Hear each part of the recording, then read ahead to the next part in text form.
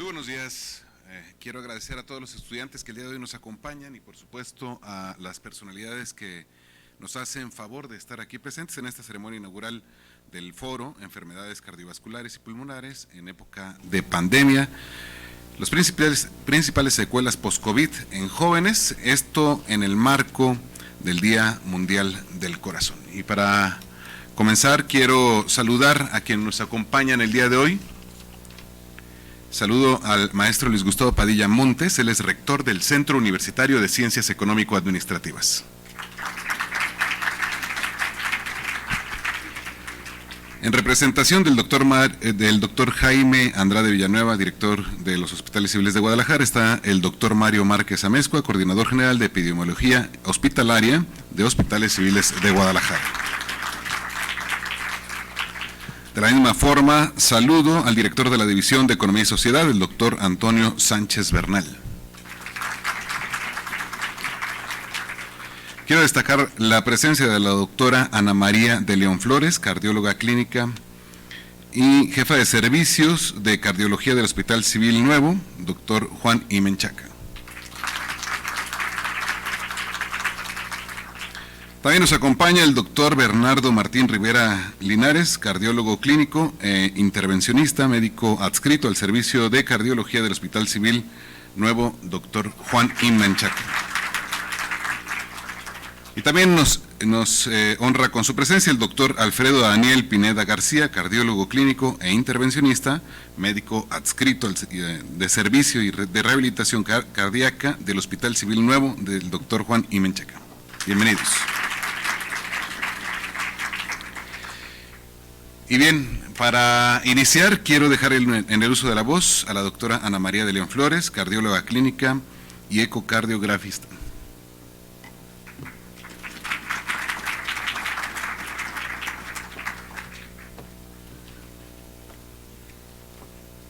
Muy buenos días a todos.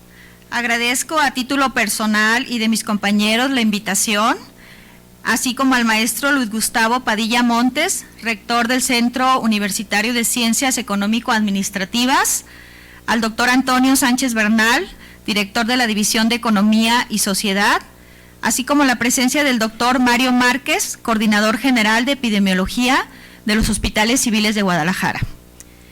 En el marco del Día Mundial del Corazón, celebrado el pasado 29 de septiembre, el cual fue instituido desde el año 2000, con el objetivo de concientizar a la población en general sobre la importancia de las enfermedades cardiovasculares, las cuales son la principal causa de muerte a nivel mundial. Debido a esto, se organizan foros y actividades para difundir información para la prevención, diagnóstico temprano y tratamiento oportuno de estas enfermedades. Por lo que para nosotros es un placer participar en este primer foro titulado Enfermedades cardiovasculares y pulmonares en época de pandemia, principales secuelas post-COVID en jóvenes y después de COVID, que está dirigido a la población abierta, pero principalmente a los jóvenes y adultos jóvenes que hoy nos acompañan.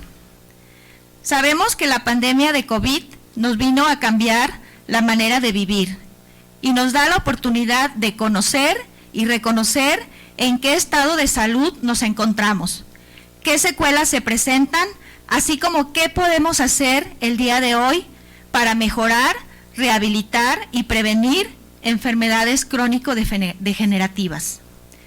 Este año, el lema "Usa tu corazón para cada corazón" pretende que cada persona realice actividades para cuidar su corazón y prevenir enfermedades crónico-degenerativas. Esperamos que la aportación que hoy se brindará los motive a realizar cambios en el estilo de vida personal y familiar, y que este sea el inicio de muchos foros que nos motiven a mejorar la salud de nuestra sociedad. Muchas gracias.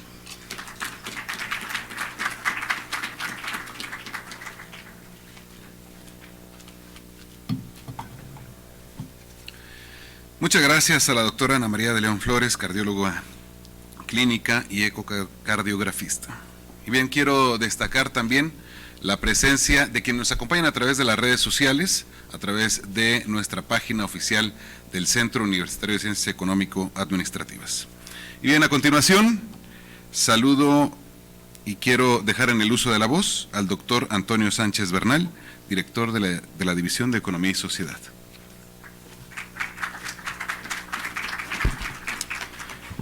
Muy buenos días a todas y a todos.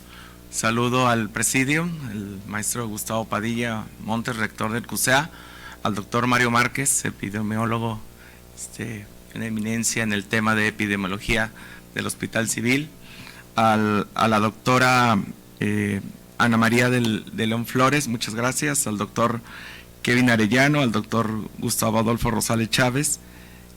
Bienvenidos a todas y a todos, pues son investigadores y doctores del Hospital Civil Nuevo Juan I. Menchaca.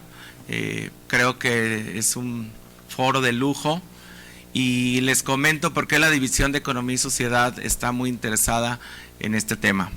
Desde que el rector, maestro Gustavo Padilla, tomó las riendas de CUSEA, está muy interesado en que usemos los datos, el conocimiento, la información para mejorar la calidad de vida de la población de Jalisco. Desde esa visión se lanzó la plataforma Economía de Jalisco para entender los efectos que estaba generando el COVID-19 desde el año 2020. Bueno, uno de los temas de gran relevancia para la economía de Jalisco es el tema de la salud. No solamente, como ya lo mencionaron y como lo van a abordar aquí, en el aspecto de los asuntos biológicos y del comportamiento de la salud pública, sino que también los efectos del COVID-19 sobre las condiciones físicas de los jóvenes en este caso y de la sociedad en general, genera costos de financiamiento de la salud. Ustedes saben que la principal causa de muerte, como ya mencionó, es las enfermedades del corazón, pero el 2020 y 2021, según INEGI, fue el COVID. Y el COVID trajo efectos sobre, problemas cardiovasculares y ahora sobre los jóvenes. Entonces vamos a tener un doble efecto. Por un lado, la enfermedad del COVID, el COVID acelera o acrecenta los problemas cardiovasculares y, digamos, estos problemas cardiovasculares afectan a la juventud. Y la segunda causa de muerte, pues es la diabetes, está relacionada con las condiciones de vida, y la tercera, problemas de tumores. Todos estos, enfermedades tienen un costo financiero que el Estado debe de proveer. Entonces, la diabetes se está estimando que puede alcanzar 3/4% del PIB, estamos hablando de varios cientos de miles de millones de pesos que cuesta esta enfermedad. Entonces, uno de los temas fundamentales para la plataforma Economía de Jalisco es visualizar estos efectos que el COVID generó sobre problemas cardiovasculares y los costos, y la gran pregunta es cómo los vamos a financiar, cuál es la mejor manera.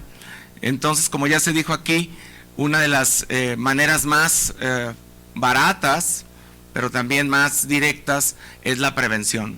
Entonces, este foro se va a centrar en la prevención, sobre todo en los jóvenes. Ustedes en este momento pueden cambiar sus actividades, sus disciplinas, para tener un corazón sano. Entonces, pues bienvenidos a todas y a todos. Les agradezco mucho, en especial a los alumnos que estén aquí. Creo que van a recibir hoy recomendaciones que les van a dar calidad de vida en las futuras décadas. Muchísimas gracias.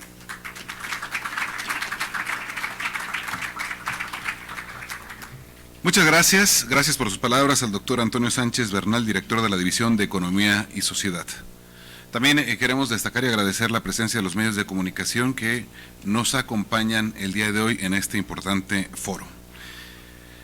Y bien, para continuar, dejaré en el uso de la voz al doctor Mario Márquez Amezcua, coordinador general de Epidemiología Hospitalaria del Hospital Civil de Guadalajara.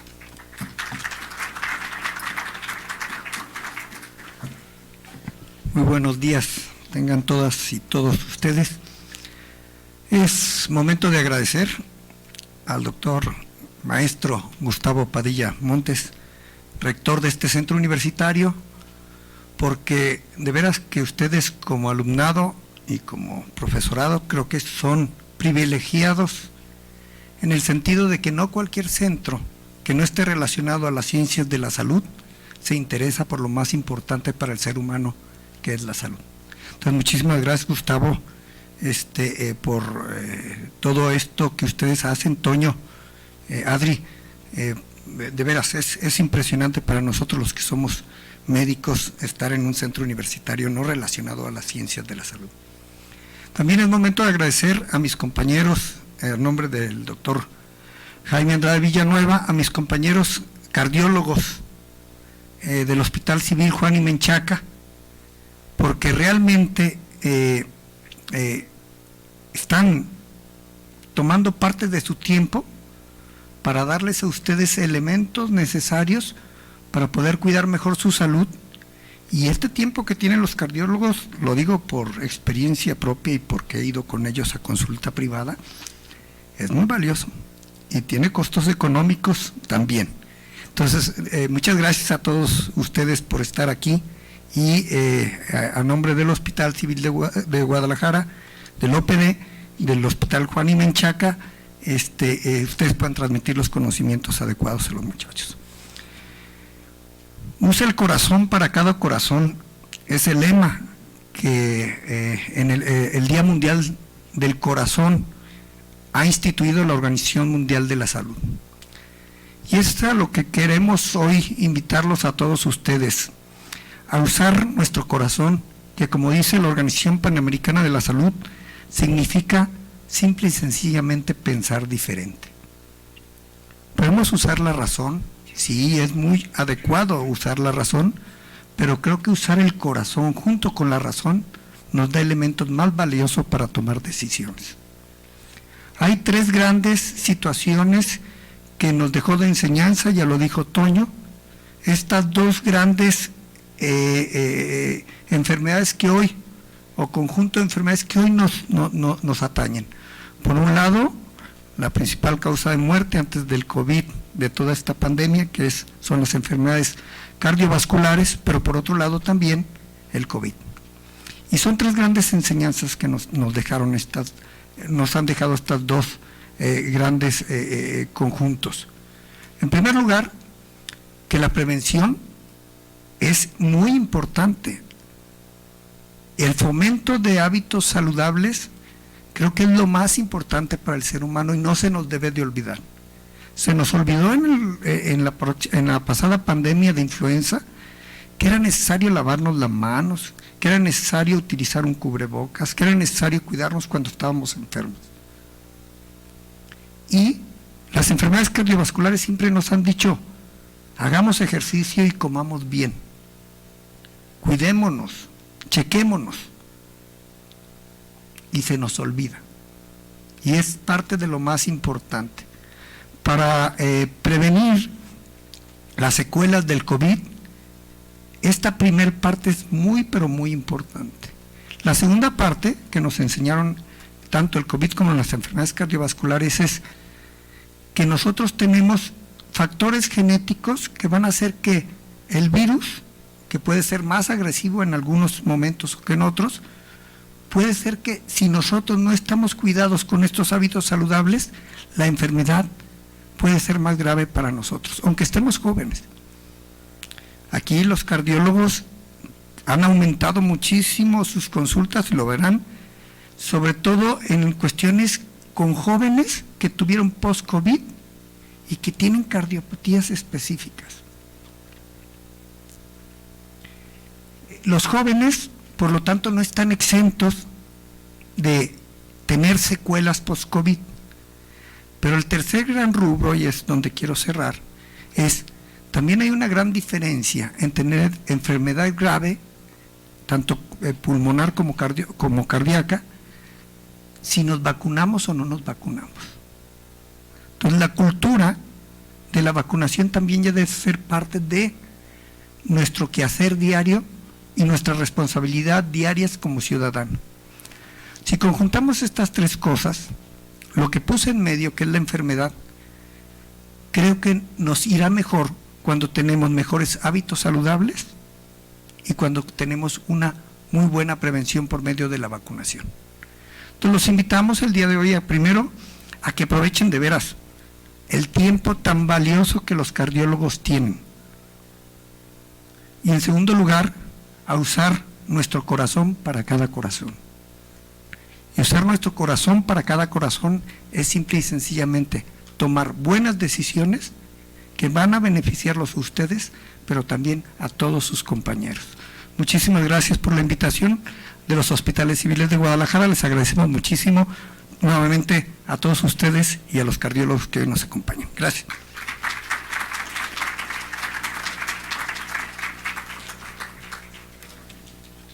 Muchas gracias al doctor Mario Márquez Amezcua, coordinador general de Epidemiología Hospitalaria, quien hoy viene en representación del doctor Jaime Andrade Villanueva, director general del OPD Hospital Civil de Guadalajara. Y a continuación dejaré en el uso de la voz al maestro Luis Gustavo Padilla Montes, rector del Centro Universitario de Ciencias Económico-Administrativas.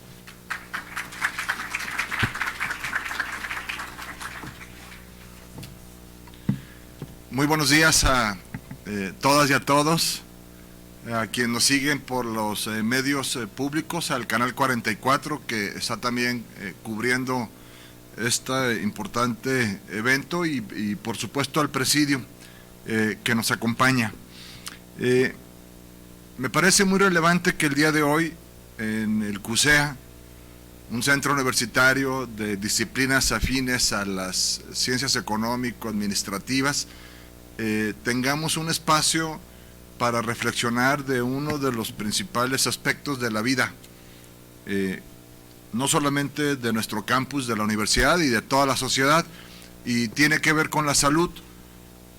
Hace apenas unos días estábamos conmemorando precisamente el Día Mundial del Corazón, el día 29 de septiembre, y felicito a Adriana Padilla por la iniciativa de traer este espacio aquí al CUSEA, porque la presencia de tan distinguidas personalidades, expertos en el ámbito de la salud en general y particularmente con este tópico tan importante para la sociedad, me parece muy relevante. Permítanme hacer algunas reflexiones. Efectivamente, CUSEA no es un campus con disciplinas afines a la salud. Sin embargo, entendemos muy bien que la salud integral de la población y particularmente de la comunidad universitaria del CUSEA es fundamental, no solamente de las y los estudiantes, del personal académico, de directivos y por supuesto de los trabajadores. Hoy no podemos ver a una universidad plena, a una universidad que cumple con su misión institucional, si no ve desde el ámbito interno por la salud de las personas. Y por otro lado, un centro universitario en donde el conocimiento es el motor que impulsa la transformación social y económica de Jalisco y sus aportaciones para México, pues igualmente debe de ligar, vincular y articular a la salud como un eje transversal en un ejercicio multidisciplinar. Ya lo decía el doctor Antonio Sánchez Bernal, director de la División de Economía y Sociedad, no podemos hacer ninguna estimación o ningún cálculo sobre el avance económico y social de la sociedad si no tenemos los datos fundamentales en términos de la salud. Yo diría que la salud, en primer lugar, la sustentabilidad, es decir, el equilibrio de nuestro entorno en el que nos desenvolvemos, el medio ambiente, es fundamental, y luego después puede venir todo lo demás, pero la base de nuestra sociedad y la base de nuestro quehacer tiene que ser la vida, por sobre todas las cosas, y lo vivimos y lo experimentamos durante esta pandemia que lamentablemente nos obligó a tomar medidas muy drásticas en todos los ámbitos, que desafortunadamente nos llevó a tener que despedir a familiares a integrantes de la comunidad que todavía hoy sigue pesando sobre nosotros la pérdida de vidas humanas, pero también nos dejó una gran lección, y la lección es que con la salud no se juega, que la salud es básica y que debemos de desarrollar un conjunto de políticas, de medidas y acciones institucionales para preservar la salud de nuestra comunidad. Si nuestra comunidad puede venir a estudiar con salud, seguramente lo podrá hacer 10 veces mejor que sin la misma. Y los países, las universidades en avanzada desarrollan programas de formación integral, y en la formación integral a veces nada tiene que ver con estar en una clase o tomar, ir a un laboratorio en particular en tu área de formación. Tiene que ver con crear conciencia, con crear cultura, con formar ciudadanía, y la salud, la prevención de la salud es parte de esa ciudadanía responsable, no solamente por lo que implica para un país el desarrollo integral de su población, sino también como una forma de culturizar a las y los universitarios, porque somos nosotros quienes debemos de salir a la sociedad y ayudarla a que tenga mecanismos. Entonces tiene que ver con una formación integral con la ciudadanía. Por otro lado, nos parece muy relevante porque pues CUSEA es uno de los mejores centros universitarios de la red universitaria y una de las mejores instituciones de educación superior como tal de Jalisco, y que puede competir CUSEA por sí mismo a nivel nacional. Este es un campus que es una ciudad en sí misma. Por eso es que la política y las estrategias en materia de salud efectivamente las hemos venido incorporando. La visión que tiene su servidor es que llegue un día no muy lejano, espero que esta administración me permita verlo, o al menos las bases para ello, en donde, hablando con el doctor Mario Márquez y con el doctor Jaime Andrade, por supuesto con todos nuestros colegas del Centro Universitario de Ciencias de la Salud, CUSEA debería tener una clínica aquí en el centro universitario. Debemos de pensar en que lo que inició como servicios médicos auxiliares, que luego se transformó en una unidad médica, acabamos de aprobar en días pasados en comisiones del Consejo de Centro ya todo un programa integral de seguridad, y la salud preventiva es una de las políticas. Aquí tenemos servicios asistenciales odontológicos, tenemos servicios asistenciales en términos de psicología para nuestra comunidad, seguimos aplicando y muestreando y testeando y cortando cadenas de contagio por el COVID, aplicamos una serie de vacunas aquí mismo. Viene una campaña muy fuerte para la influenza que vamos a dar a conocer en pocos días, y a mí me gustaría aprovechar la presencia de tan distinguidos doctores pues para pedirles que logremos tener aquí también un programa de orientación permanente en temas cardiovasculares. El corazón, sin lugar a dudas, sí, un aplauso porque vamos a hacerlo. Y les vamos a quitar un poco de su... No creo que les vayamos a quitar tiempo a nadie, al revés. Yo creo que van a ganar tiempo. Miren, aquí está un doctor a quien le tengo una profunda gratitud, al doctor Bernardo Martín. Y digan, se lo voy a decir por qué y lo voy a decir públicamente. Porque quiero que sepan que uno de mis hijos tuvo un efecto posvacunal. Un joven de 23 años. Y tuvo que acudir urgentemente con un cardiólogo, y el doctor fue quien nos dio la atención, y fue efectivamente quien nos dijo que la arritmia cardíaca que tenía este joven, muy sano, muy saludable, había sido seguramente con un efecto post-vacunal. Y de ahí vino no solamente la conciencia de un servidor, sino también la importancia de traer al centro universitario pues la posibilidad de que ustedes tengan una mejor orientación, de tal manera que va a ser un programa que vamos a ir incorporando. Yo quiero terminar este mensaje agradeciéndoles nuevamente y poder tener esta conferencia sobre enfermedades cardiovasculares en época de pandemia y las principales efectos o secuelas por el COVID o el post-COVID en los jóvenes es fundamental. Que sea un espacio que lo podemos llevar ya como un programa transversal.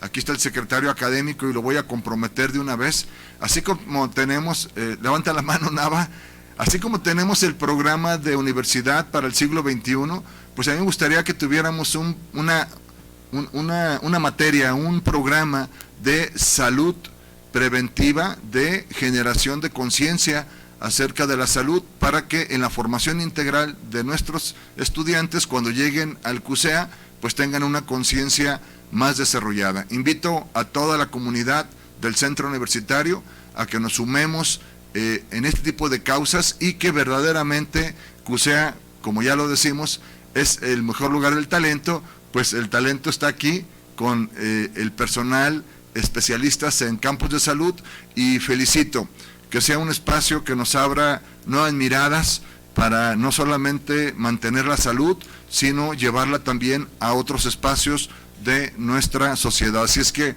pues felicidades, enhorabuena y muchísimas gracias.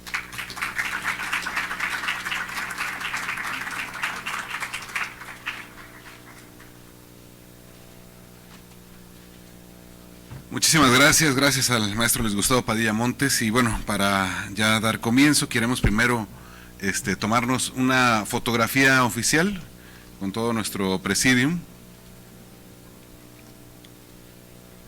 Invitamos también a los médicos que estarán en la siguiente sesión.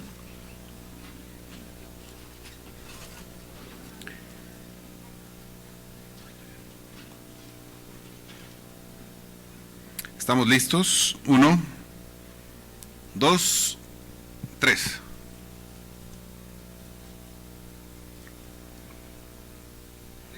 Listos.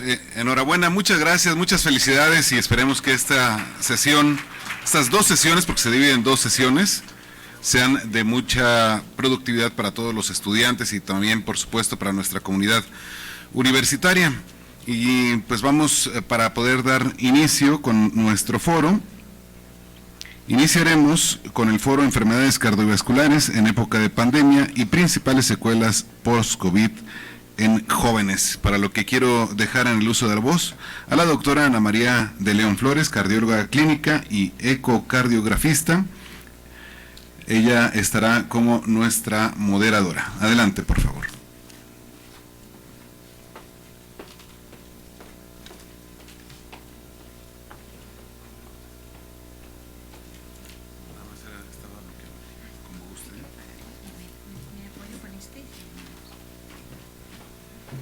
Muy bien, pues vamos a iniciar con la presentación. Yo les voy a hablar de lo que es la enfermedad cardiovascular y cuáles son, qué es la enfermedad, qué debemos hacer, como las generalidades, y después vamos a abordar un poquito el tema con algunas preguntas para nuestros invitados y también para que ustedes nos aborden con las preguntas o las dudas que tengan. Y bien, pues este es el tema. Creo que esto es muy importante y lo vamos a repetir en varias ocasiones durante la presentación, que es la prevención. Enfermarse cuesta, y cuesta mucho.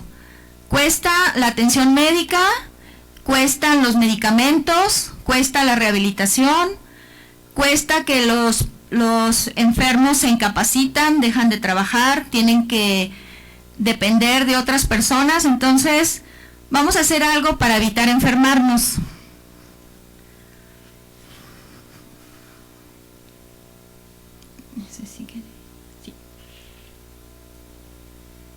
Y bien,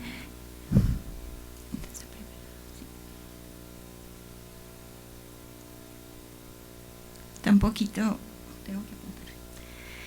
¿Qué es una enfermedad cardiovascular? Les hemos estado diciendo que la enfermedad cardiovascular es la principal causa de muerte, pero sabemos que ustedes no son médicos y que tenemos que explicarles un poquito qué es la enfermedad cardiovascular. Entonces, las enfermedades cardiovasculares son las enfermedades del corazón y los vasos sanguíneos. Y la más frecuente enfermedad cardiovascular es la cardiopatía isquémica. ¿Qué es esto? Principalmente dentro de la cardiopatía isquémica se encuentra el infarto agudo al miocardio. Entonces, la cardiopatía isquémica, que es la angina de pecho, la angina inestable, la angina estable, y el infarto, esa es la cardiopatía isquémica. Pero dentro de este grupo, el infarto agudo al miocardio es el más común. Entonces, vamos a hablar mucho del infarto agudo al miocardio. Después, la insuficiencia cardíaca, esa falla del corazón como bomba, también es una enfermedad muy frecuente y casi siempre está asociada a una secuela del infarto. En el infarto se muere el músculo y el corazón, como es una bomba, pues ya no puede bombear adecuadamente, entonces el paciente tiene falla cardíaca. Pero además, de otra causa de falla cardíaca es una enfermedad del músculo cardíaco. Y después del COVID, muchos pacientes quedaron con una enfermedad del músculo cardíaco que se llama miocarditis. O sea, se inflamó tanto el sistema en general, pero sobre todo el músculo cardíaco tuvo tal inflamación, tal daño, tal injuria, que dejó una falla del músculo cardíaco. Después tenemos como otra causa de enfermedad cardiovascular el evento vascular cerebral, o sea, los eventos vasculares cerebrales, las embolias, que así los conocen de manera en general, esos pacientes que quedan sin mover la mitad del cuerpo, sin poder hablar, limitados, etcétera. Y por último, también muy común, la enfermedad arterial periférica, es cuando los vasos, las arterias de las piernas sobre todo se obstruyen y los pacientes se tienen que amputar. Entonces eso también va a tener una limitación física, una discapacidad y un problema para el paciente que presenta este tipo de problema. Y bueno, la enfermedad cardiovascular ha estado presente prácticamente desde, aquí tengo una gráfica que se ve borrosa, pero dice 1990. Y desde 1990, a pesar de que yo creo que no hemos hecho muchos esfuerzos, porque como que los médicos nos quedamos con nuestro conocimiento, ¿no? Y estamos esperando al paciente que ya venga enfermo para curarlo, para decirle lo que tiene que hacer o lo que tuvo que hacer, lo que dejó de hacer. Y es por eso la importancia de este foro, porque no vamos a esperar a que ustedes se enfermen, a que ustedes lleguen con un infarto, a que ustedes se compliquen o algún familiar. Entonces, es concientizar qué debo hacer para prevenir yo un infarto. Aquí estamos hablando de las cardiopatías isquémicas en México y han ido a la alza durante todos estos años. Tenemos que hacer más y tenemos mucho trabajo. Aquí ahorita voy a hacer un acercamiento de esta gráfica, pero como ya lo mencionaban, siempre hemos sido la principal causa de muerte, excepto cuando llegó COVID.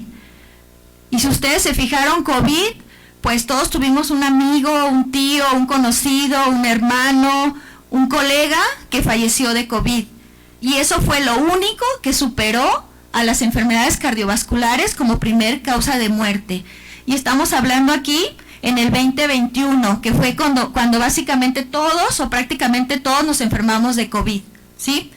Entonces, aquí quedó como segundo lugar como causa de muerte. COVID llegó a enfermar un mundo enfermo. Ya estábamos enfermos.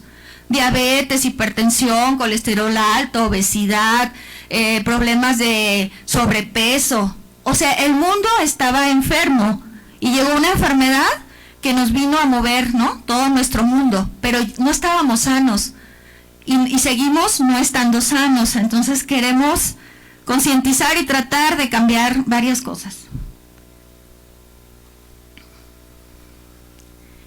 Y aquí es el acercamiento que yo les quería mostrar, en donde vemos que en el 2020 las enfermedades del corazón eran 98.572. A pesar de que las enfermedades del corazón pasaron a segundo lugar en el año de COVID, siguieron en aumento, o sea, aumentaron a 113.899.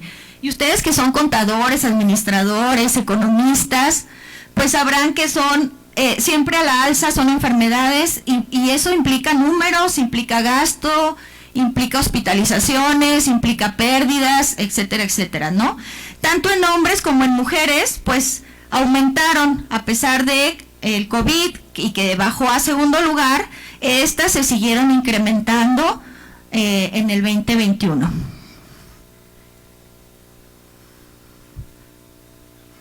Está un poquito, perdón, no le atino, ahí está ya. Y bueno, también otra cosa que no es de presumir es que si hablamos de infarto, que ya les dije que es como el centro que ahorita yo quisiera como que recalcar este tema, pues sabemos que, y tampoco es una gráfica así media borrosa, pero en Dinamarca solo el 3% de los pacientes que tienen infarto fallecen. Y en México el 27% de los pacientes que tienen infarto fallecen. Entonces tenemos una alta mortalidad. Cuando un paciente tiene infarto, primero, la mitad se muere en casa. ¿Por qué? Porque no sabía que era un infarto, porque, ay, traigo un dolor, me duele, pero, ay, es gastritis, ay, es que estoy enamorado, ¿no? Ustedes ahí, no, pues no es nada, es muscular. Y no estamos acostumbrados a ir a que nos revisen y nos digan, la persona que ya sabe qué tengo, si realmente es un infarto, es una angina, o es una arritmia, o es el pericardio. Entonces sí es importante que vayamos a consulta, ¿no?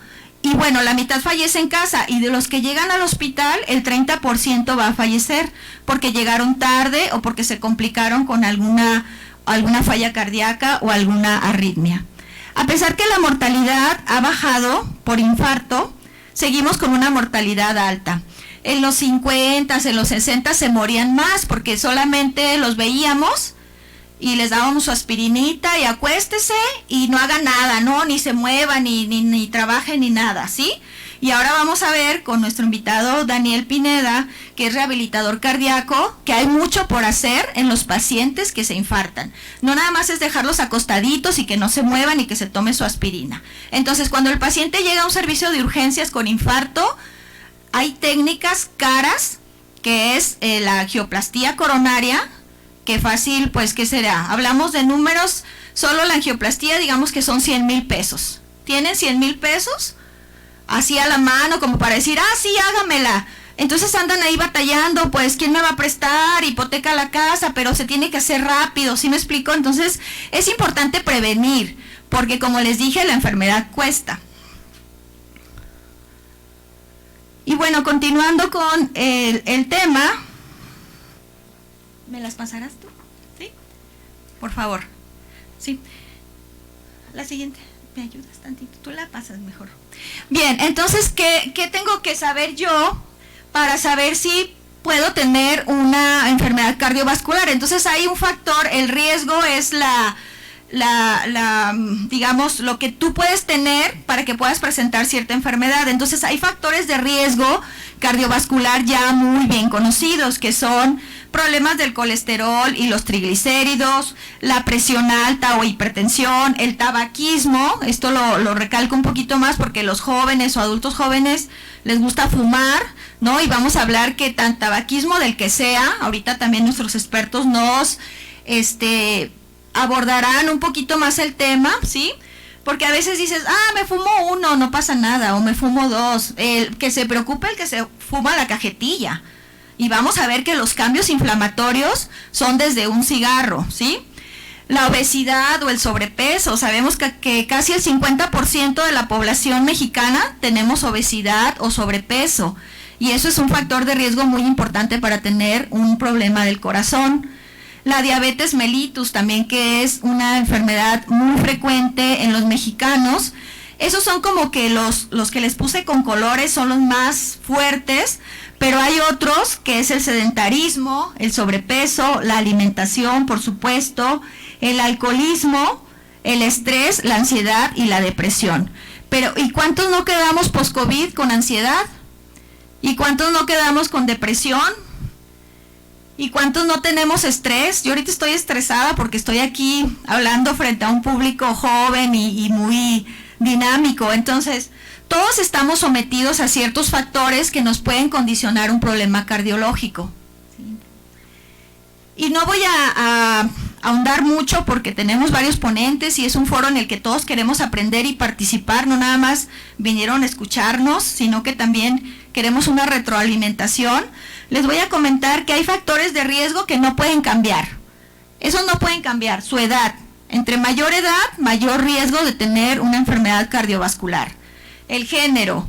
Ya el género, creo que ese lo vamos a borrar, porque seas hombre o seas mujer, tú te puedes infartar.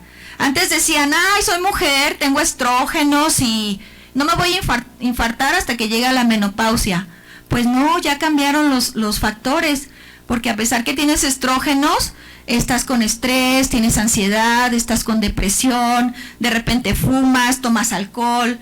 Ya las mujeres en ese rol de parecernos un poquito más al hombre, pues estamos cambiando nuestra manera, ¿no? Tomamos más, fumamos más y eso pues nos está emparejando también con la enfermedad cardiovascular. Queremos tener equidad, pues también tenemos equidad ya en el infarto, ¿sí? Entonces, aquí lo importante es que se fijen en los factores de riesgo modificables, porque en esos sí ustedes pueden hacer mucho. La obesidad, bueno, si yo ya me siento que estoy subiendo de peso, siempre checarnos el peso, ¿no? Hay que hacer ejercicio, hay que movernos. La hipertensión, bueno, si ya soy hipertenso, hay que estar siempre con mis medicamentos, con la dieta, con el ejercicio, para lograr metas. El paciente hipertenso que tiene una presión controlada no va a tener problemas a largo plazo. Entonces, lo importante es que estén bien controlados. Si son diabéticos también. Nada de que se tomó y que hoy me tomé la pastilla, que mañana no. Lo digo esto no por ustedes tanto, por los familiares que pudieran tener, que ustedes también estén al pendiente de que sí cumplan si están enfermos, ¿sí? A movernos, el sedentarismo, por supuesto, manejo del estrés. Siempre vamos a tener estrés, pero hay que saberlo manejar con ejercicio, con yoga, meditación, con el psicólogo, como ustedes quieran, pero hay que saber manejar el estrés, la ansiedad y la depresión. El tabaquismo, que también nuestros expertos ya nos ahondarán un poquito más en esto, pues dejarlo, lo ideal es dejarlo. El alcohol también tiene una cardiomiopatía, es tóxico, y drogas, o sea, cocaína y otras que ya no me las sé, pero que son muchísimas. A lo mejor ustedes luego nos explican algunas otras que hayan oído o leído o no sé, pero sí es importante que las drogas, ahora este último mes yo he visto 5 pacientes de entre 30 y 40 años con insuficiencia cardíaca por drogas, cocaína, metanfetaminas, y no tenían otro factor de riesgo. Y la fracción de eyección, que es la bomba con que tiene que funcionar el corazón, que debe ser al 60%, les funcionaba al 15%.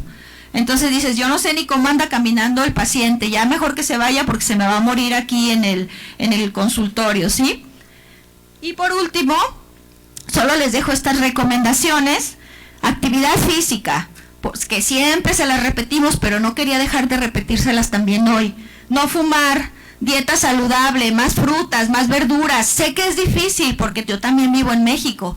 Cuando quiero ir a desayunar, ay, pues tamales, no, tortas, no, tacos. Entonces es difícil comer sano, pero lo tenemos que lograr. O sea, llévense su colación, llévense su fruta, tráiganse sus verduras, qué sé yo. Pero tratar de comer lo menos posible ese tipo de comidas no saludables. No beber o beber con bajo o moderado. La siguiente, por favor. Claro, como les decía, bajar el nivel de estrés, como ustedes a veces dicen, yo me salgo a caminar y ya se me baja el estrés, yo me subo a la bicicleta y se me baja el estrés. Es importante que si vamos a hacer ejercicio sean media hora al día, 5 días a la semana. Sí, porque si hacemos hoy sí y hasta el otro sábado y luego el viernes y 5 o 10 minutos, no. Hay que tratar de hacer media hora al día, 5 días a la semana.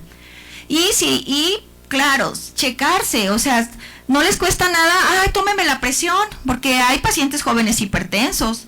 Y tómeme el azúcar también, y más si tengo familiares que son diabéticos o que tienen problemas de la glucosa, ¿sí?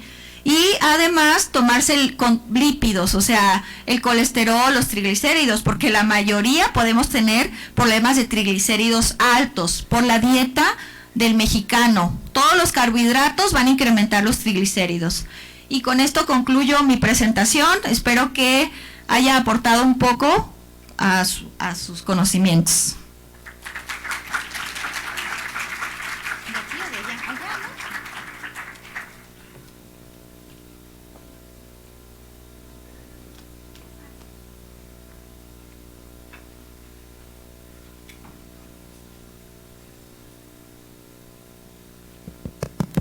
Bueno, tenemos otros ponentes invitados a los cuales yo les quiero hacer algunas preguntas y después dejamos algunas preguntas abiertas de ustedes o de las redes sociales. No sé si nos llegaran algunas preguntas para aprovecharlos, ¿no? Pues ya están aquí.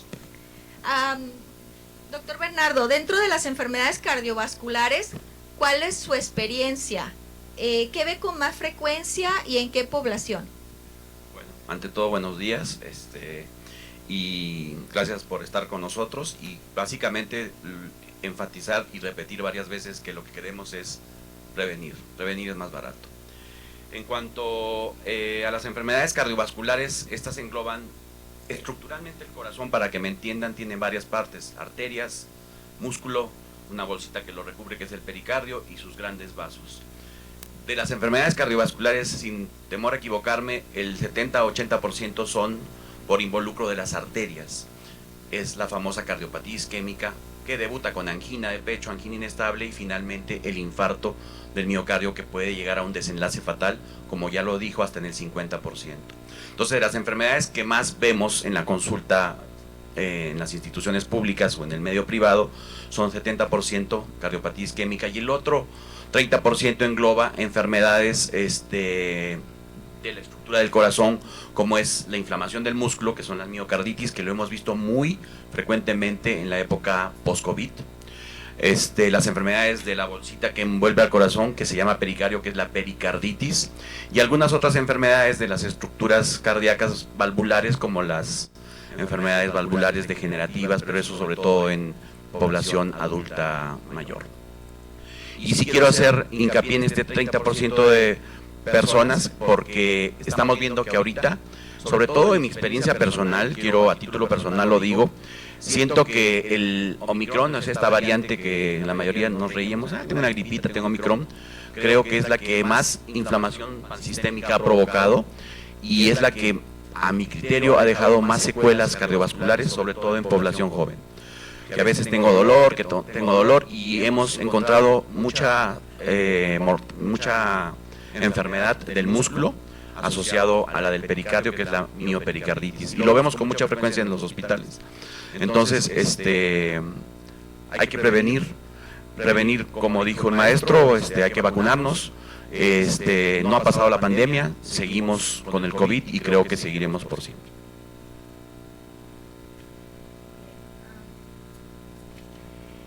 ¿Y qué pacientes acuden como prevención, como chequeo, no? Porque ¿cuántos pacientes usted atiende por chequeo? Que diga, quiero saber cómo estoy, quiero saber si estoy bien.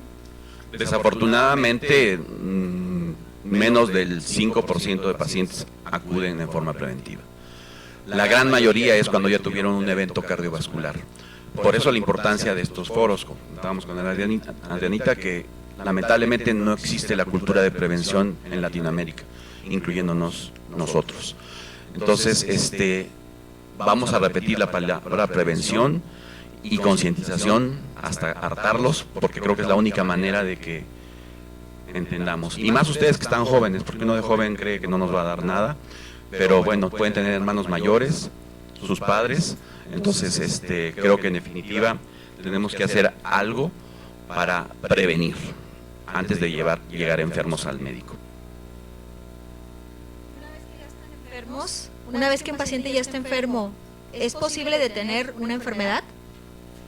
Desafortunadamente, las enfermedades cardiovasculares son progresivas. Una vez iniciada, es progresiva, pero sí podemos evitar que la progresión de la enfermedad sea rápida. ¿Cómo? Con las medidas de prevención. Las medidas de prevención son para gente sana y para gente enferma. Las mismas medidas que ya les comentó la doctora, como dejar de fumar, hacer ejercicio, comer saludable. Todo eso influye en tanto enfermos como no enfermos, en que la enfermedad cardiovascular se desacelere, porque no hay una pastillita milagrosa que vaya a detener la enfermedad. Por eso un paciente cardiópata que ha sufrido un infarto tiene que tener atención constante y de por vida, ¿sí? Y las maneras de que nosotros hacemos para evitar que vuelva a tener un nuevo evento es con la prevención y obviamente con el manejo médico.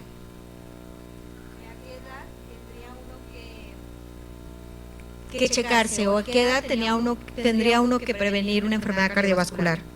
Anteriormente se decía que a partir de los 45 en el hombre y los 50 en la mujer ya tenemos que hacernos un chequeo preventivo cardiovascular, pero el COVID ha venido a cambiar todo. Ya se promueve que en adultos jóvenes, ninguno de ustedes creo que llegue a 35, pero de 35 para arriba ya se sugiere un estudio preventivo cardiovascular. Y más si tienen antecedentes familiares como papá o mamá que tuvo algún evento cardiovascular, o es diabético, porque es una enfermedad altamente prevalente en México. Creo que debemos de tomar conciencia ya desde adultos jóvenes, de tomarnos un electrocardiograma, la presión, unos análisis para ver cómo anda el colesterol. Incluso sería lo que estaba promoviendo de hacer como un centro de salud aquí, para que todos ustedes que no están involucrados en el área de salud, pues ¿saben ustedes cuánto tienen de colesterol? La mayoría les puedo asegurar que no. ¿Por qué? Porque pues están en la edad que realmente no tomamos conciencia. Yo también fui joven y creo que todos pasamos por esta época de que nos creemos invencibles, pero ya que llegamos a una edad de adultez, nos damos cuenta de que la prevención es lo más barato y créanme, es lo mejor. Y hay un término, doctor Daniel Pineda, que usted es rehabilitador cardíaco, que es el COVID prolongado.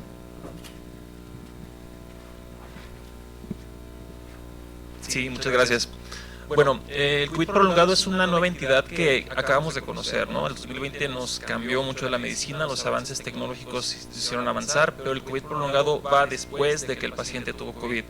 Es común que el paciente con COVID se va a sentir mal unos días, algunos necesitarán hospital, otros no, incluso hasta lo toman como de, bueno, pues 2 semanitas en mi casa, a gusto, sin problemas, sin tos, pero a veces puede haber alguna situación ahí, pero el problema es cuando después de la fase aguda de COVID, más o menos 12 semanas, es cuando ya vienen situaciones que antes no le pasaban al paciente, quedan con falta de aire, el paciente dice, caray, mi misma rutina ya no la puedo hacer igual, me canso más yendo al gimnasio, o de plano ya tuve que dejar de ir al gimnasio porque ya no puedo hacerlo, me cuesta más trabajo concentrarme, las tareas o los ejercicios diarios que hacía me pesan un poquito más, soy más distraído, problemas de insomnio a veces, particularmente hablando de corazón, hay pacientes que nos pueden decir, pues es que yo no tenía arritmia y de repente siento como que el corazón me brinca muy rápido, me brinca muy fuerte, me canso más rápido.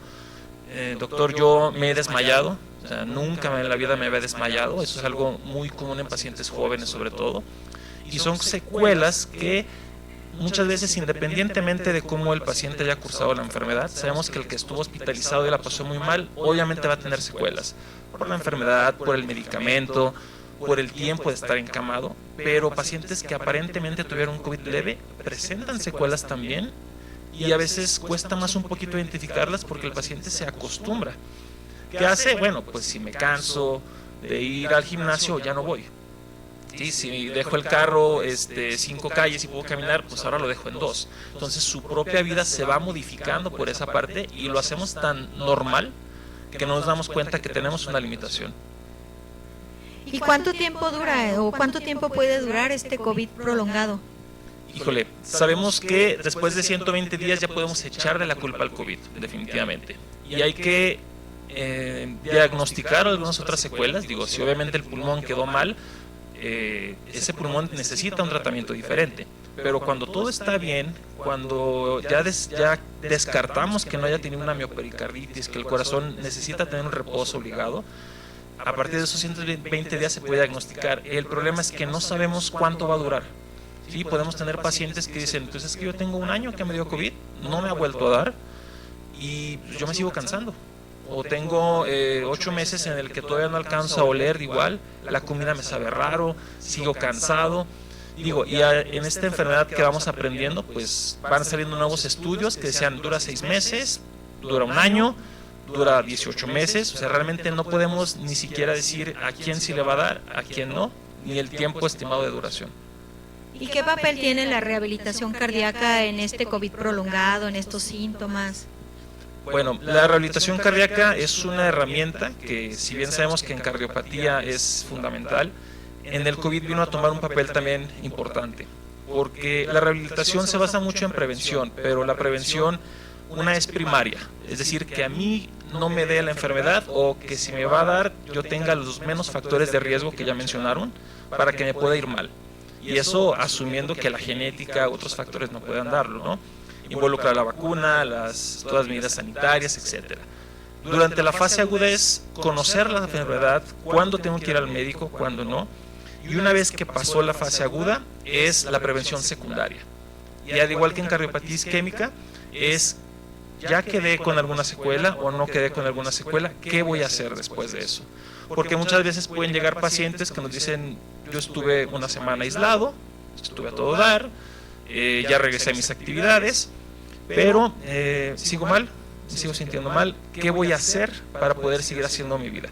Entonces ahí la rehabilitación es muy importante porque se enfoca no solamente en un entrenamiento físico, que sí es necesario, pero es un entrenamiento individualizado. No le puedo dar yo la misma terapia a un joven de 21 años, que a los 21 años no nos duele nada, ¿okay? A un adulto de 50 años, a un adulto mayor de 65 años, incluso octogenarios pueden llevar rehabilitación, claro que sí, porque involucra mucho el sistema cardiovascular, corazón, arterias, como ya lo mencionamos, involucra un sistema pulmonar efectivo, ¿okay? Que hay expertos ya en esa área, y también involucra un músculo, hacer mover ese músculo. Todos esos procesos necesitan rehabilitarse con una dosis específica, porque cada organismo es diferente. El control de factores secundarios es importantísimo, porque de igual manera un paciente, ya lo mencionamos, se infartó, okay, el hemodinamista le salva la vida, que así es como pasa, pero si el paciente no se cuida la diabetes, la presión, sigue fumando, etcétera, ese stent se puede volver a tapar. Entonces hay que cambiar esos factores secundarios para que no vuelva a pasar esa enfermedad. Y aparte, situaciones que a veces olvidamos es la alimentación. La alimentación es fundamental. En COVID no se diga, muchas veces el paciente bajó de peso de la nada. Pues ese baja de peso es por músculo, hay que reponer ese músculo de la mejor manera. Y también el pilar emocional, porque así como decíamos, sabemos que nos da estrés, nos da ansiedad, y el paciente dice, ¿por qué ahora no puedo hacer lo que hacía antes? Y eso genera estrés, genera ansiedad, que muchas veces nos acostumbramos, entre comillas, a vivir así, pero no, se puede vivir mejor, nada más hay que atenderse a esa parte. Muy bien, pues no sé si tengan alguna pregunta, aprovechen a los doctores.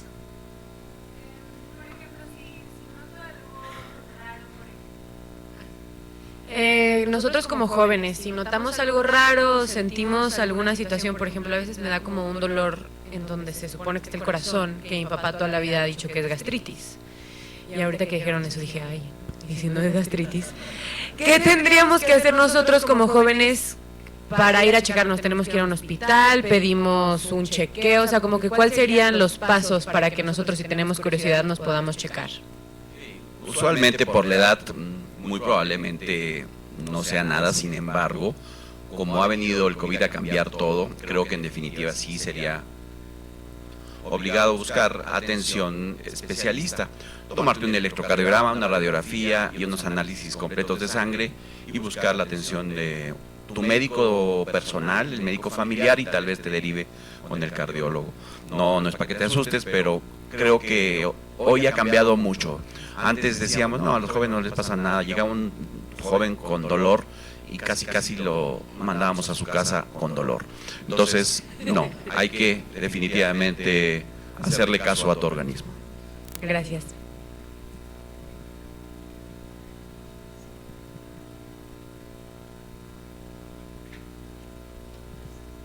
Sí, en mi caso, mi abuelita toma demasiados medicamentos y supuestamente dice que es por su corazón y por su diabetes, y mi mamá es enfermera, ese es mi caso, que mi mamá es enfermera y no la ha llevado a médico porque ella trae sus recetas ahí que sigue, porque ella tiene una bolsa completa de medicamentos y o sea, le decimos en broma que es una farmacia, hay que debería ser así, en cuestión así, y que sí es todo eso, ¿qué debería decir mi abuelita o en caso de eso?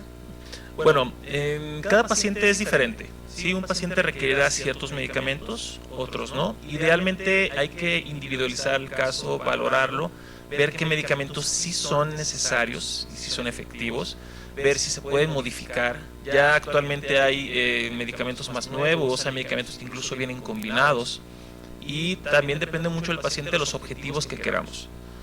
La población geriátrica o arriba de 65 años es una población un poquito diferente, en el sentido de que a veces no queremos alargar la vida 50 años. Si se puede, ok, pero sobre todo una calidad de vida. En ese aspecto sí habrá que definir, estos medicamentos hay que tomarlos, estos podemos prescindir, y es algo muy individualizado. Realmente pues es ir a atenderse, ver todo el caso, hacer una historia clínica, tomar exámenes necesarios y en base a eso decidir esto sigue, esto no sigue, para mejorar esa calidad de vida definitivamente.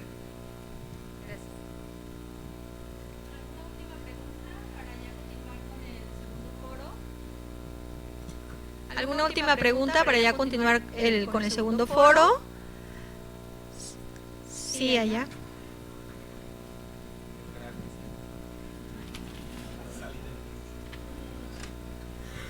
Buenos días.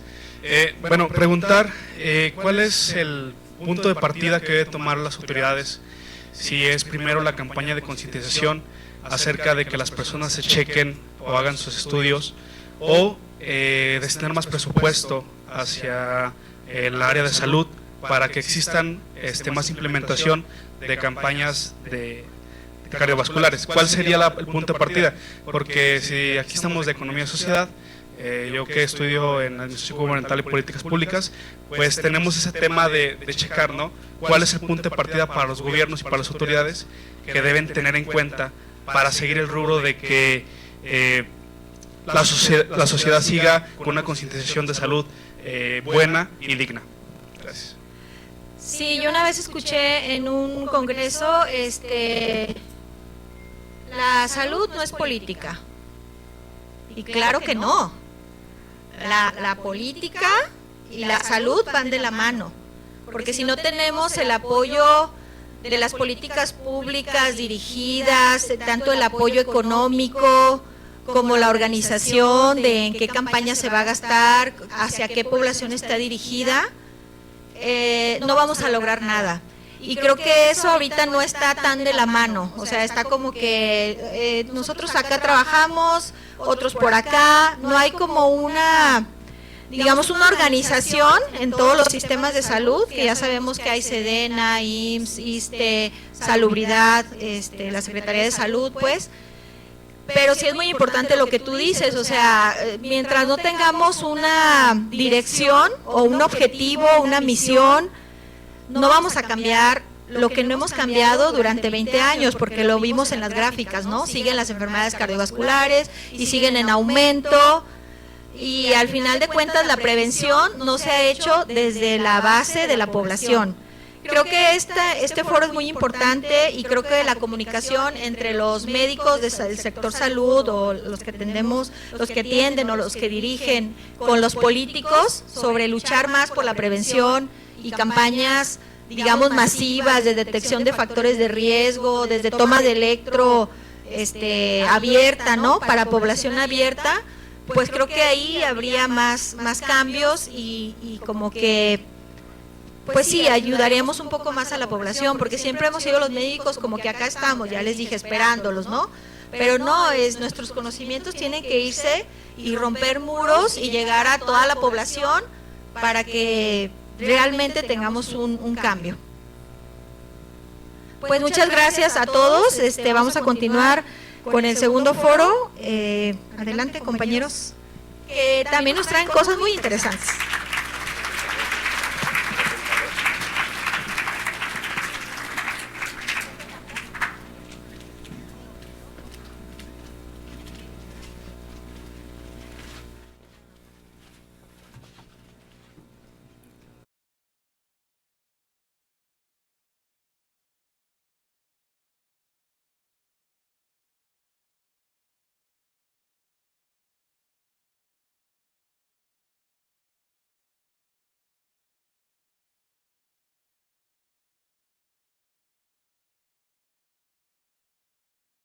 Tenemos al el doctor Kevin Arellano, es el jefe de enseñanza de la División de Medicina Interna del Hospital Juan y Menchaca. Le cedo la palabra a él. Él va a ser ponente y moderador de este segundo foro. Un aplauso para el doctor que nos acompaña. Bien, muchas gracias a todas las autoridades que nos hicieron el favor de invitarnos a este foro. Es muy importante para nosotros salir de nuestro ámbito hospitalario y venir a compartir con ustedes información acerca de las complicaciones después de que tuvimos nosotros coronavirus.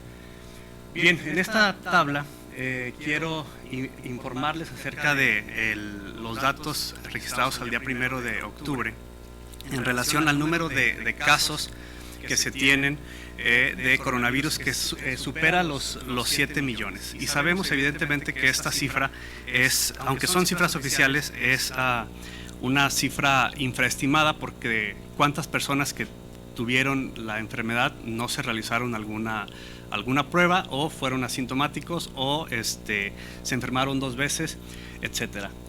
Pero aquí la importancia es que de estos más de 6 millones, cuántos son o cómo se encuentran, ¿no?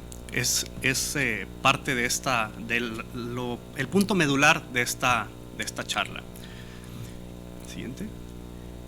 Y en esta tabla también quiero comentarles acerca del tiempo o el curso de la enfermedad. Inicia evidentemente por la primera fase, que es la etapa temprana, en donde hay un aumento de virus en nuestro organismo, y que podemos ser asintomáticos, o podemos empezar con algunos de los síntomas como una gripe común, un resfriado, para posteriormente pasar a una segunda fase, en la cual se llama fase pulmonar, donde empezamos a tener ya datos de falta de aire, de dolor de pecho, etcétera, anormalidades en las radiografías, en los estudios de laboratorio, y posteriormente llevarnos a un caso severo de neumonía, que puede llevarnos incluso a permanecer en una unidad de cuidados intensivos con dispositivos de oxígeno o de intubación, y que sabemos que en México las cifras de mortalidad en este tipo de pacientes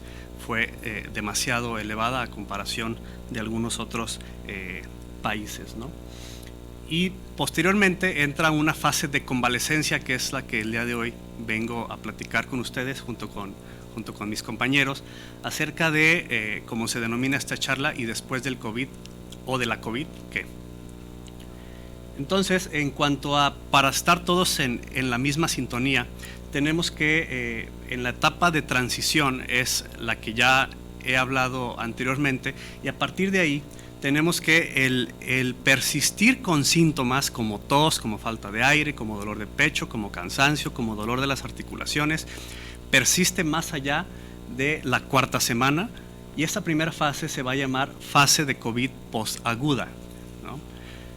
El problema puede venir después de los 3 meses o de la 12ª semana, en donde los síntomas no se van, ¿no? Los síntomas se quedan.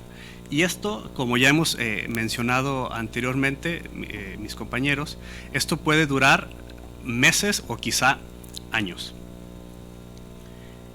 Esta es una tabla en cuanto a los pacientes hospitalizados, que prácticamente integra el mismo modelo, nada más añade la etapa de transición.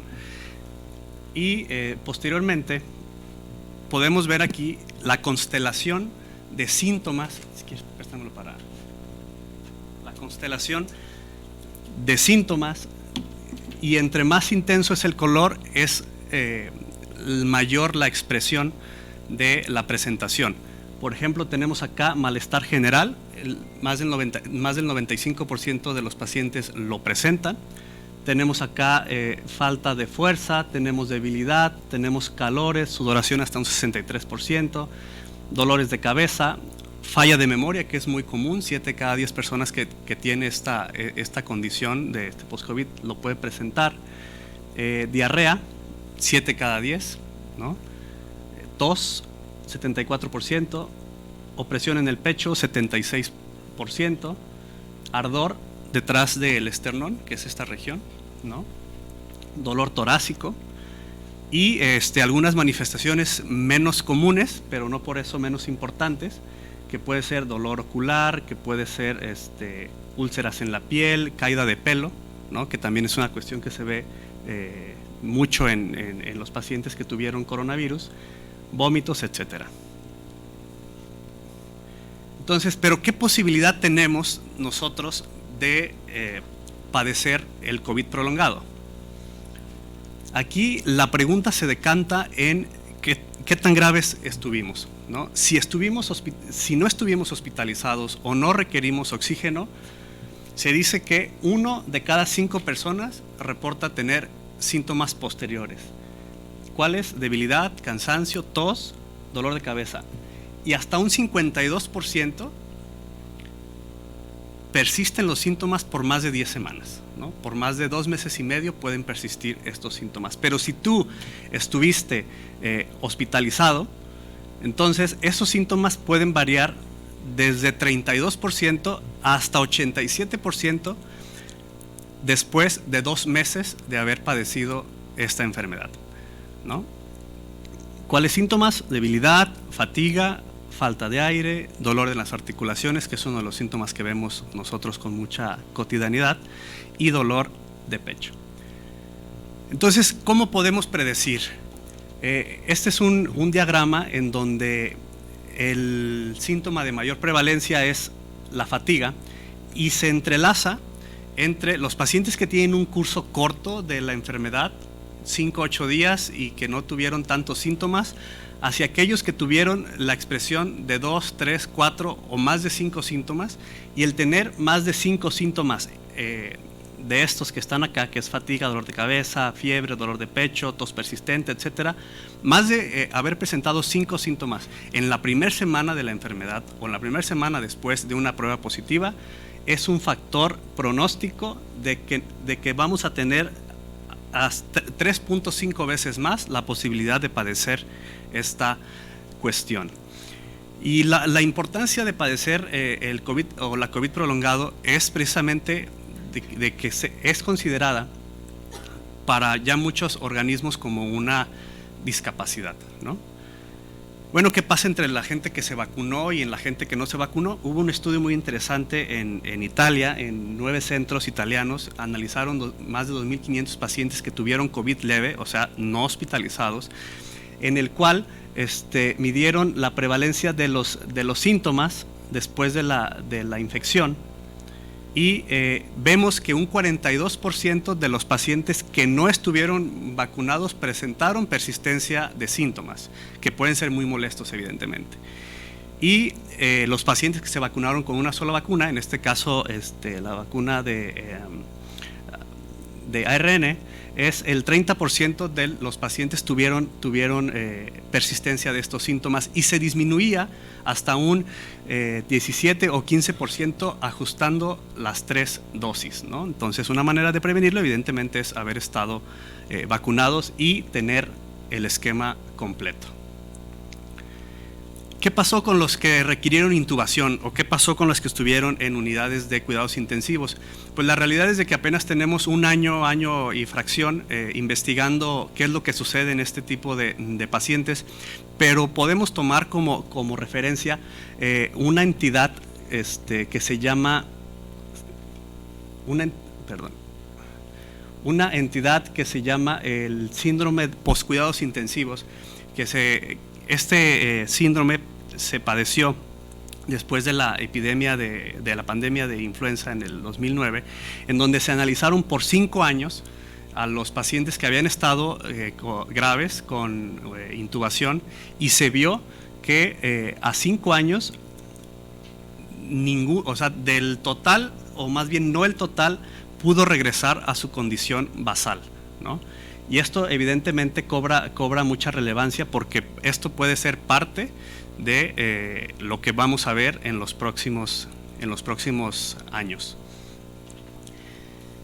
Comentábamos que la posibilidad de que esto o de que el COVID prolongado fuera una discapacidad, pues bueno, para el Departamento de Salud y de atención humana en Estados Unidos ya es catalogado como una discapacidad, ¿no? Entonces es como que un foco, porque el tener la persistencia de estos síntomas evidentemente puede hacer a una población que ustedes saben más que yo que es económicamente activa, deje de ir a trabajar y deje de percibir un salario y todo lo que más puede conllevar. Entonces, tenemos aquí acerca de la discapacidad que puede generar el padecer COVID prolongado. Hubo un estudio en donde se revisó 1.300 pacientes hospitalizados. Todos estos, a pesar, esto en Estados Unidos, a pesar de tener atención por enfermería en su casa, el 40% de los pacientes eran independientes a los 2 meses, o sea que el 60% no. Acá en este otro estudio, 40% de los pacientes no pudieron volver a sus actividades habituales a los 2 meses después del alta hospitalaria. Y en este otro, en donde se revisó 219 pacientes que fueron hospitalizados también con COVID-19, el 53% tenía deterioro funcional o deterioro en la capacidad de realizar sus actividades diarias y hasta un 17% presentó un trastorno de estrés postraumático por haber padecido la enfermedad. Y esto evidentemente la cuestión de la depresión, de la ansiedad, de la angustia, del insomnio es algo que algunos todavía padecemos hoy día. Y quiero concluir con esta diapositiva, debido a que yo me dedico evidentemente a la medicina interna y que no muchas personas saben qué es la medicina interna. Debido a que el post-COVID es una afección en donde te puede ocasionar malestares articulares, malestares gastrointestinales, malestares pulmonares, malestares neurológicos. En medicina interna, los especialistas en medicina interna nos dedicamos a la atención del paciente como un todo. Entonces, a ver al paciente como una unidad. Entonces, esta gráfica nos habla en sus costados acerca de todas las áreas de la medicina interna, como la gastroenterología, la neumología, la reumatología, que al final del día su mamá se llama medicina interna. El hacer este tipo de medicina integral nos ayuda a mejorar los desenlaces que pudiera haber y tener una mejor atención para el paciente como un todo, como el caso que menciona una de sus compañeras en una de las preguntas anteriores, ¿no? No sé si, bueno, yo con esto agradezco su participación y estamos abiertos para preguntas.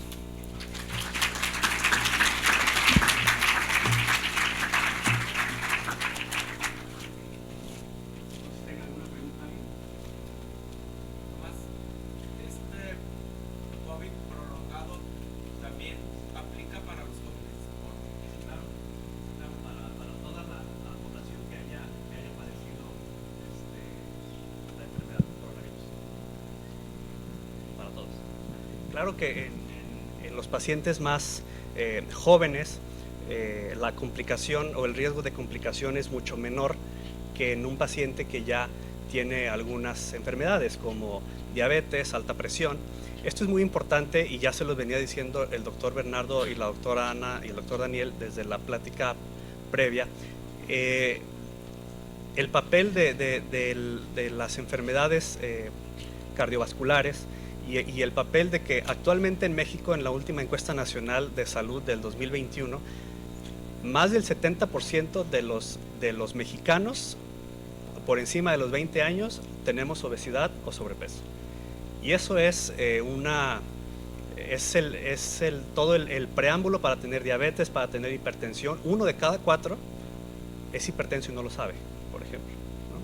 Entonces, ya si antes nos decían las guías internacionales que no te revisaras hasta no tener alguna enfermedad o tener algún familiar de primer grado como padre o madre enfermos, ya ahora eso ya no aplica y tenemos que empezar a revisarnos a partir de que tengamos nosotros un estado de no bienestar como viene siendo el sobrepeso o la obesidad, ¿no? No sé si alguien tiene alguna otra pregunta. por ejemplo, usted nos comenta el caso de las secuelas post-COVID. En mi caso, a mí me dio COVID en 2020 iniciando. A mí pues no tuve como algún efecto grave, solo que se me fue el olfato y el sabor como 7 u 8 meses. Entonces creo que eso sería como una secuela post-COVID. Dice que pueda que nos dure bastante y llega un punto en el que nos acostumbramos.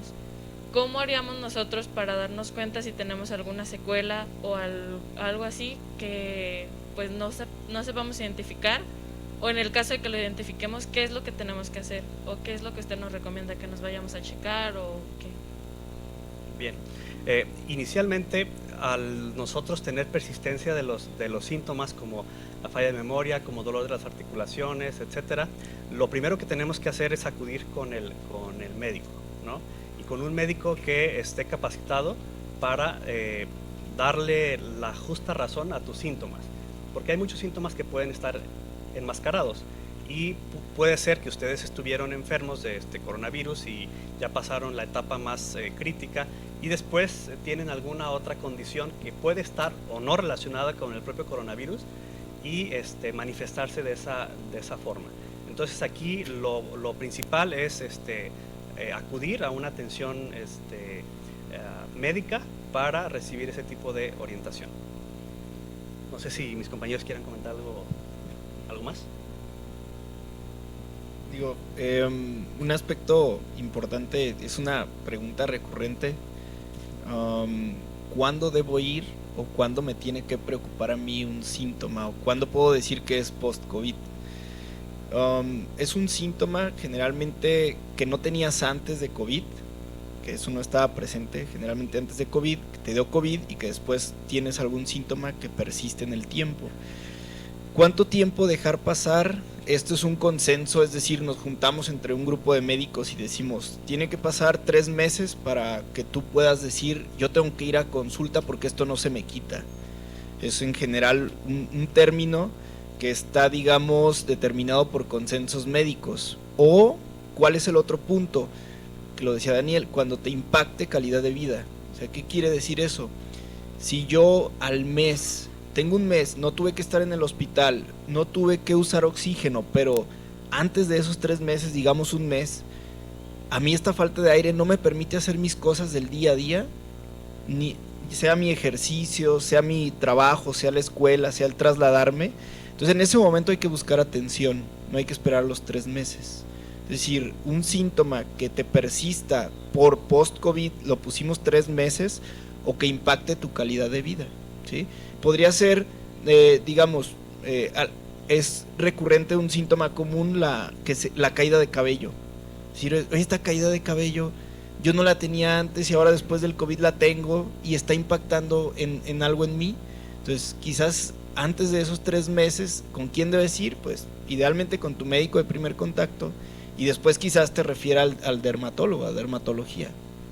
Es más o menos una idea, digamos, global de cuándo o en qué momento esperar, en qué momento buscar atención, ¿no? ¿Alguna otra pregunta? Estamos teniendo aquí algunas preguntas en redes sociales y nos preguntan, doctor Gustavo, que en qué momento se debe iniciar la rehabilitación pulmonar en el paciente con infección por SARS-CoV-2 o COVID-19. Bien, la rehabilitación, digamos, de un paciente con COVID la podemos dividir igual que la infección, como nos dijo Kevin ahora, en fases. Es decir, a inicios de la pandemia decíamos que un paciente agudo no se tenía que rehabilitar por el riesgo de contagio.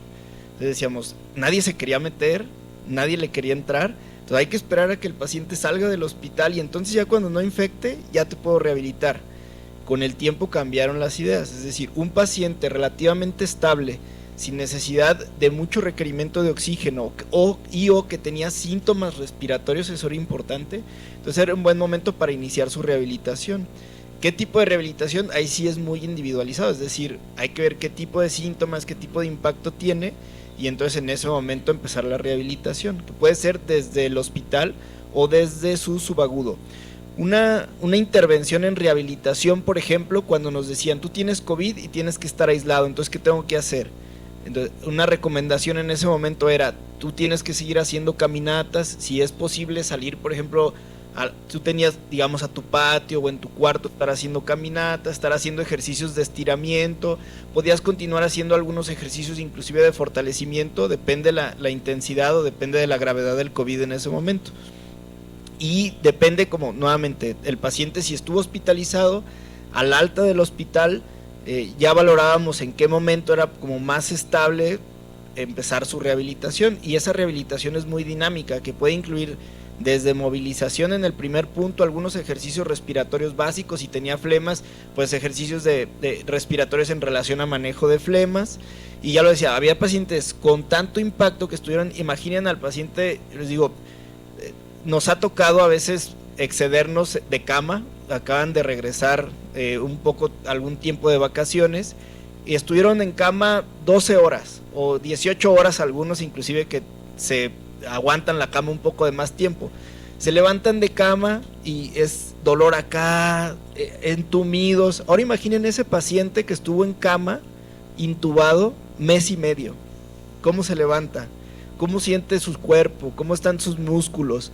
La cantidad de masa muscular que perdió, los músculos, la debilidad que tiene. Entonces el tipo de rehabilitación es un tanto diferente. Yo a ese paciente no le puedo decir, súbete a la caminadora, súbete a la bicicleta, salte al parque a hacer caminata. Entonces hay que empezar por reorganización, movilidad, estiramientos, fortalecimiento, y entonces ya en su momento. Entonces, básicamente la respuesta tiene que ser, en cuanto sea posible, en un paciente que tiene síntomas, hay que empezar rehabilitación, en cuanto sea posible, en cuanto nos lo permite el estado del paciente.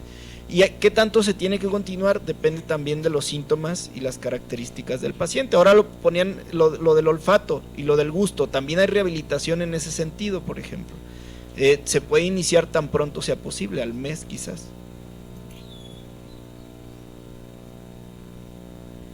Tenemos otra pregunta de redes sociales al doctor Omar Iñiguez, que es médico endocrinólogo, acerca de la inquietud que tienen las personas en preguntarte qué relación existe entre la enfermedad COVID-19 y la diabetes.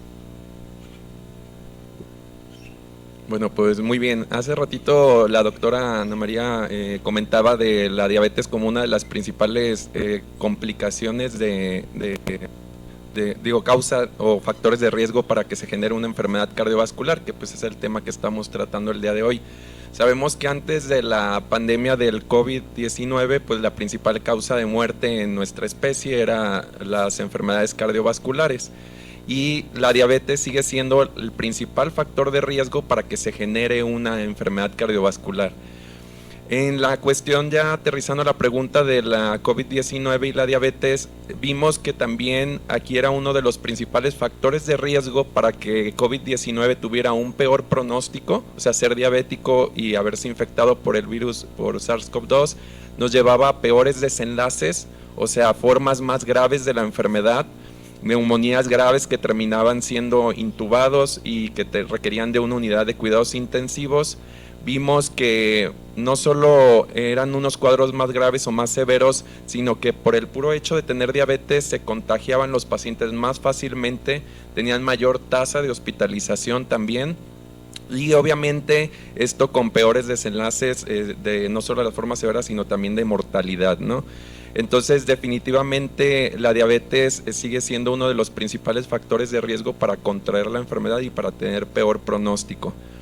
Otro aspecto importante es que no solo es un factor de riesgo, sino también vimos que la propia enfermedad o la infección por el coronavirus se ha asociado al desarrollo de la propia diabetes, que eso es otro tópico muy interesante, ¿no? ¿Qué vimos? Nosotros tenemos ya actualmente bien determinadas las causas de una diabetes y los diferentes tipos de diabetes que existen, pero esto vino a cambiar las reglas del juego, ¿no? Se generó una nueva diabetes que le llamamos nosotros pancreatogénica, que es por lesión directa del virus a la glándula pancreática o al páncreas, destrucción o inflamación de las células donde se fabrica o se produce la insulina y una generación de nuevo de una diabetes. Entonces, eso es muy interesante hablando ahorita de jóvenes. Yo he tenido la experiencia personal de tener que tratar pacientes jóvenes que debutan con una diabetes insulino dependiente posterior a COVID, ¿no?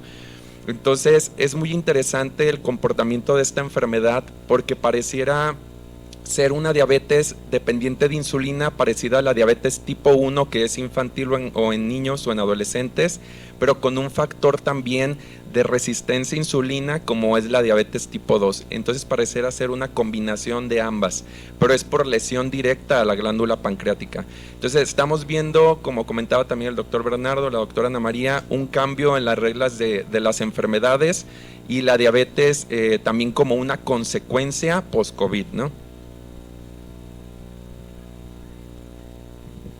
Muy bien, doctor Gustavo, preguntan también acerca de cuáles son las recomendaciones de tratamiento en un paciente con síndrome post-COVID que presenta fibrosis pulmonar, o yo creo que más bien, ¿quién puede, a quién hay que buscar que tenga fibrosis pulmonar?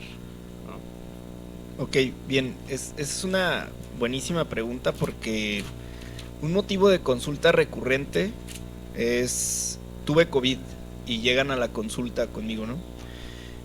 Inclusive pacientes jóvenes, pacientes que no estuvieron en hospital y llegan a mi consultorio y me dicen, es que yo tuve COVID, vengo a consulta, pero ¿tienes algún síntoma? No. ¿Tienes algún problema? No. ¿Estuviste en el hospital? No. ¿Necesitaste de oxígeno? Tampoco. Tengo preocupación de que yo haya padecido fibrosis como secuela y hasta ya me hice una tomografía, ¿no? Entonces no es generalmente una buena práctica. ¿En quién yo tengo que sospechar que puede quedar con alguna secuela? Que ese término me genera a mí un cierto conflicto porque secuela como tal es algo que te queda después de la enfermedad y no todos vamos a tener secuelas por haber padecido la enfermedad.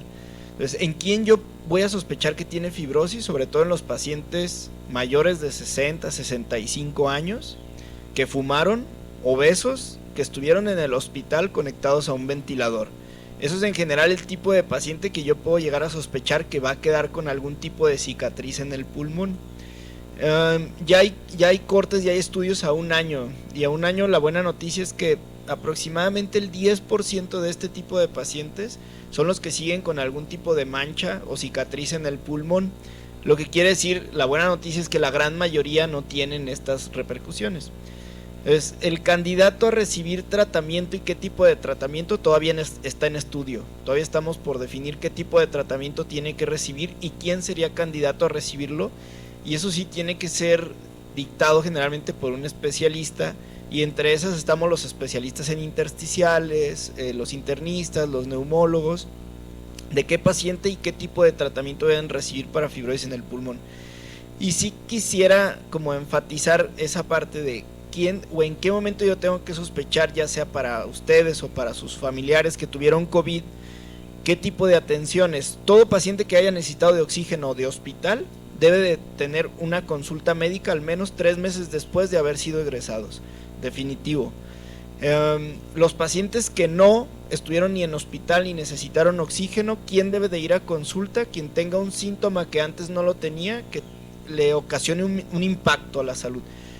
Tos, falta de aire, flemas, ruidos con la respiración o algún otro síntoma, dolor en el pecho, sientan que el corazón está acelerado y que se les va a salir, entonces deben de ir a buscar después de 3 meses una consulta o una valoración y ahí sí valoraríamos hacer estudios de imagen o no para determinar si tienen fibrosis y después de eso viene el asunto interesante, pues qué tipo de tratamiento o cuál tratamiento vamos a ofrecer. Muy bien, ¿alguien más del público tiene alguna pregunta? También en redes sociales nos preguntan que cuáles son los síntomas para ver si son hipertensos. Regularmente en los pacientes jóvenes como ustedes suelen no presentar ningún síntoma, incluso los pacientes que tienen aún más edad, no por nada se ganó el término del asesino silencioso, sobre todo porque en etapas iniciales una hipertensión leve no genera ningún síntoma. Incluso, no me dejarán mentir mis compañeros, vemos de repente pacientes que acuden por algún otro malestar que no tiene que ver con hipertensión y que al momento de que estamos nosotros realizando la valoración, tienen cifras tensionales de 180, de 200 sobre 100 y no tienen absolutamente ningún síntoma. Para que se den cuenta, la presión normal debe de rondar los 120 sobre 80, ¿no? Entonces estos pacientes llegan con 160, con 180, con 200 y ¿le duele algo? Nada. ¿Dolor de cabeza? No. De repente pueden decir que ya haciendo nosotros una pesquisa un poco más detallada, pueden tener algún zumbido de oídos, pueden ver algunos destellos, ¿no? Pueden sentirse algo mareados, pero regularmente la forma típica de presentación es sin síntomas. Es por eso que 1 de cada 4 mexicanos puede tener hipertensión y no lo sabe. Sobre todo porque todo esto se gesta en el contexto del gran índice de sobrepeso y obesidad que tenemos, que es uno de los principales factores de riesgo cardiovascular. Otra de las preguntas que nos hacen en redes sociales es: ¿podemos acudir al hospital civil y cuál es el procedimiento para consulta y revisión? Bien, el Hospital Civil, OPD Hospital Civil de Guadalajara cuenta con 2 sedes hospitalarias, el antiguo Hospital Civil de Guadalajara y el nuevo Hospital Civil de Guadalajara, de donde nosotros venimos del nuevo Hospital Civil de Guadalajara. Claro, todos los pacientes, cualquier persona puede acudir al Hospital Civil de Guadalajara, tenga IMSS, tenga algún otro servicio, no se niega la atención nunca. Y tenemos la ventaja de tener un servicio de medicina interna, un servicio de cardiología, con un servicio de rehabilitación cardíaca, que somos de los pocos centros en Occidente que tenemos rehabilitación cardíaca, y un servicio de neumología y alergias, en donde se da una atención integral a todo tipo de pacientes, sea cual sea el tipo de consulta, ¿no? La forma en la que se puede acceder a esto es acudir directamente con su credencial, con su CURP, y hacer a las 7 de la mañana, un poquito antes de las 7 de la mañana, para que los valore trabajo social. Si no tienen algún tipo de seguridad social como IMSS, como ISSSTE, como Pemex, pues bueno, entra lo que es el INSABI, y a partir de ahí se condona la consulta y se pasa a revisión por medicina de primer contacto, que son los que los van a derivar hacia qué área en particular tenemos que o deben de ustedes recibir tal o cual atención. Doctor.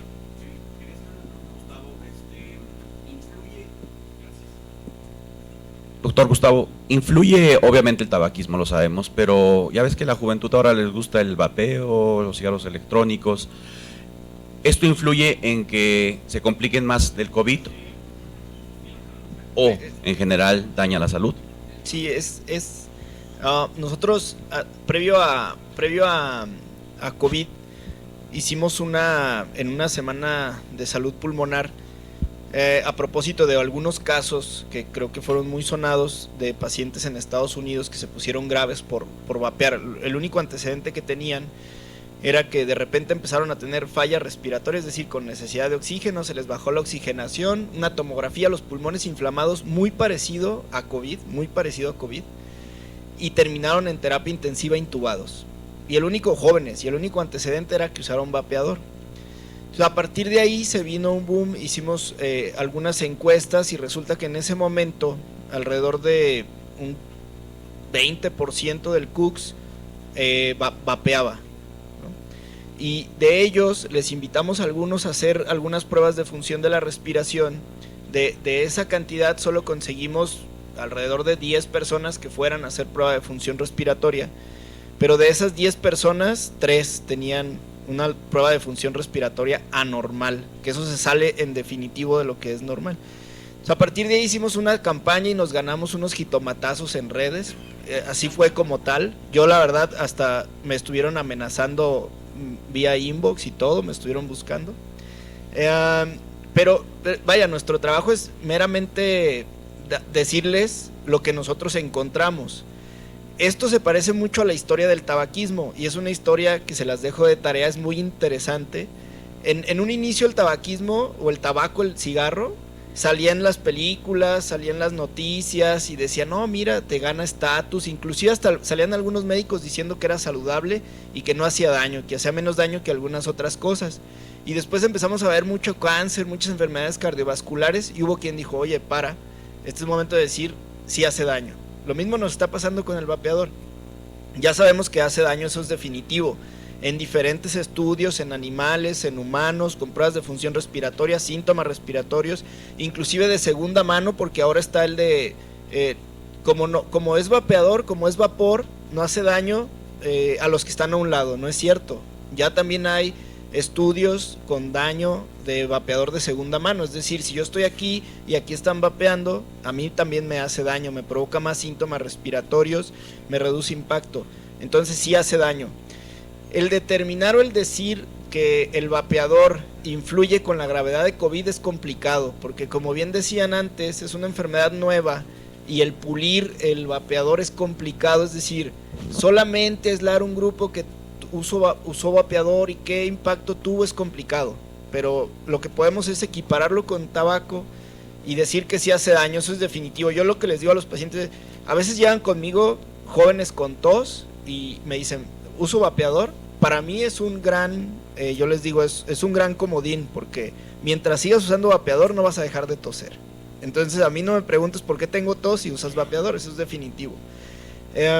Y ya conocemos eso del uso del vapeador, sí hace daño. Que porque a mí, que porque mi amigo tiene 5 años usándolo y no le ha pasado nada, pues eso sucede con todas las cosas, con el más grande carcinógeno que se les imagine, con el más grande tóxico, con la droga más dañina, etcétera. Hay gente que la usa y no le hace daño, hay gente que está usándolo comúnmente. Yo les digo ya en confianza a los pacientes, pues eres un gran, o son ustedes que lo usan, un gran caso de control, porque en el tiempo nos vamos a dar cuenta el impacto que realmente ese vapeador tuvo, y a lo mejor estamos por descubrir enfermedades que no habíamos visto antes, que en epidemiología y para estudio en salud, descubrir en algún momento lo que ocasionó, pues ahora sí que es un buen punto, ¿no? Añadir nada más que recuerden que según la Secretaría de Salud, el uso de los vapeadores y la venta y la comercialización está ya está prohibido, ¿no? Y aunque esté prohibido, de repente se ve que lo siguen vendiendo. Son, aparte del daño que causan, son de mala calidad y eso puede poner todavía muchísimo más en riesgo su pulmón y al final del día su vida. Muy bien, y bueno, queremos agradecer, y un fuerte aplauso por favor a los doctores quienes compartieron con nosotros. El doctor Gustavo Adolfo Rosales, el doctor Omar Íñiguez y el doctor Kevin Javier Arellano. Muchas gracias, y gracias a todos los jóvenes que nos estuvieron siguiendo y además a todos los que a través de las redes sociales también estuvieron pendientes de esta sesión, y por supuesto esperemos que aquí en el Centro Universitario, a quienes agradecemos principalmente que nos hayan venido a enseñar de lo que realmente no ponemos mucha atención, y quedan invitados para próximas sesiones, y agradecemos también el esfuerzo de todos ustedes y los profesores quienes han estado promoviendo este tipo de foros. Enhorabuena, muchas gracias y que tengan un excelente día.